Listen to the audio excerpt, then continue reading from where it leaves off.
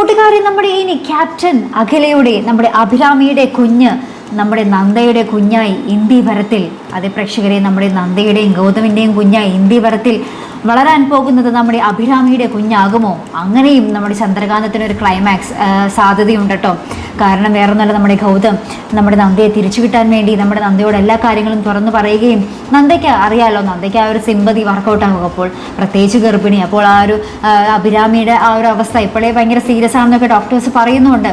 അപ്പോൾ പ്രസവത്തിൽ എങ്ങാനും നമ്മുടെ അഭിരാമി മരിച്ചു പോയാൽ നമ്മുടെ നന്ദ ഉറപ്പായും ആ കുഞ്ഞിനെ സ്വീകരിക്കും. അല്ലെ പ്രേക്ഷകർ, ഇന്ത്യവരത്തിൽ തന്നെ തങ്ങളുടെ സ്വന്തം കുഞ്ഞായി വളർത്താനും നന്ദ ഒരിക്കലും മടി കാണിക്കില്ല. നന്ദയുടെ മനസ്സ് അങ്ങനത്തെയാണ് പ്രേക്ഷകരെ. എന്തായാലും നമ്മുടെ ഗൗതം ഒന്നെല്ലാം തുറന്നു പറഞ്ഞാൽ തീരാവുന്ന പ്രശ്നമേ ഉള്ളൂ.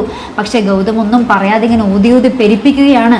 എന്തായിരിക്കും ക്ലൈമാക്സ്? അതെ, ഈ ഒരു ദിവസങ്ങളിലേക്ക് ചുരുങ്ങുമ്പോൾ നമ്മുടെ ചന്ദ്രകാന്തം ഏതൊക്കെ വഴികളിലൂടെ ആയിരിക്കും യാത്ര ചെയ്യുന്നതെന്ന് പറയാനേ സാധിക്കില്ല.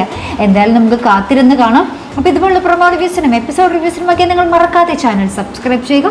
അടുത്തൊരു വീഡിയോയുമായി വരുന്നത് വരയ്ക്കും ഗുഡ് ബൈ.